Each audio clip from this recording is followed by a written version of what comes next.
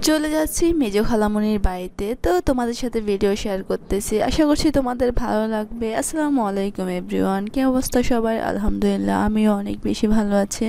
আমি আমার বোনের মেয়েকে কোলে নিয়ে বেরিয়ে পড়েছি। ওকে খুব সুন্দর করে রেডি করিয়ে দিয়েছে আমার ছোট বোনে, আবার মাস্কও পরিয়ে দিয়েছে। মাশাল্লাহ, ওরে অনেক কিউট লাগতেছে। সবাই ওর জন্য দোয়া করবেন। আমাদের বাড়ির সামনে এই যে ধান ভিজায় রাখছে, আমি জানি না এগুলো কার ধান, কালকে হয়তো বা এগুলো সিদ্ধ করা হবে।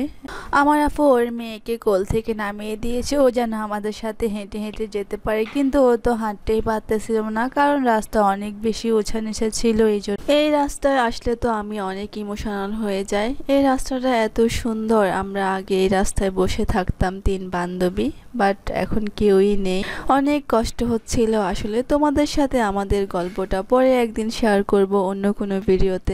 আমাদের ভাগ্য সেদিন অনেক বেশি ভালো ছিল, তার জন্য আমরা সাথে সাথে গাড়ি পেয়ে গিয়েছিলাম। না হয়তো এই রাস্তা দিয়ে হাঁটতে হাঁটতেও কোনো গাড়ির দেখা মিলে না। গাড়িতে ওঠার পর তো সূর্য মামা একদম আমার মাথার উপরে, যেন আমার উপর নজরদারি করতেছিল। তবে ভালোই লাগতেছিল, কারণ দুপুরবেলা অনেক বেশি বৃষ্টি ছিল, তো এখন সুন্দর একটা রোদ উঠে গিয়েছে। ওই যে দূরে আমার খালাতো ভাই খেলতেছিল। আগে যখন এসেছে ও কত ছোট ছিল, আর এখন কত বড় হয়ে গিয়েছে।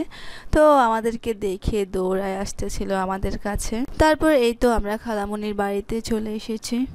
আগে তো খালামণির বাড়িতে সপ্তাহে 2 বার আসতাম। আমি আর আমার খালাতো বোন একই স্কুলে পড়তাম, তো আমাকে সব সময় ওদের বাড়িতে নিয়ে আসতো। ও এখন নেই, ও বিদেশে চলে গিয়েছে ওর হাজবেন্ডের কাছে। ওকে তো আমি অনেক মিস করতেছিলাম ওদের বাড়িতে এসে। আমার একটাই খালাতো বোন, আমার আন্টির একটাই মেয়ে, আর সেও আন্টির কাছে নেই, তাই আমরা আন্টিকে দেখার জন্য চলে এসেছি। বিয়ের পর একটা মেয়ের কাছে তার হাজবেন্ডের সবকিছু, তাই তো সে আমাদের সবাইকে রেখে তার হাজবেন্ডের কাছে চলে গিয়েছে। আমার আন্টির ছেলে মেয়ে সবাই বিদেশে থাকে, ওনার হাজবেন্ডও বিদেশে থাকে, তো উনি এই ছোট্ট ছেলেটাকে নিয়ে আছে, পুরো বাড়িতে একা একাই থাকে। তো আন্টিকে তো আমরা বলে আসিনি, তো আন্টি তাড়াহুড়ো করে আমাদের জন্য অনেক মজার একটা পিঠা বানাচ্ছিল। তো আমি রেসিপি শিখে নিয়েছি, তোমাদেরকে অন্য কোনো দিন বানিয়ে দেখাবো।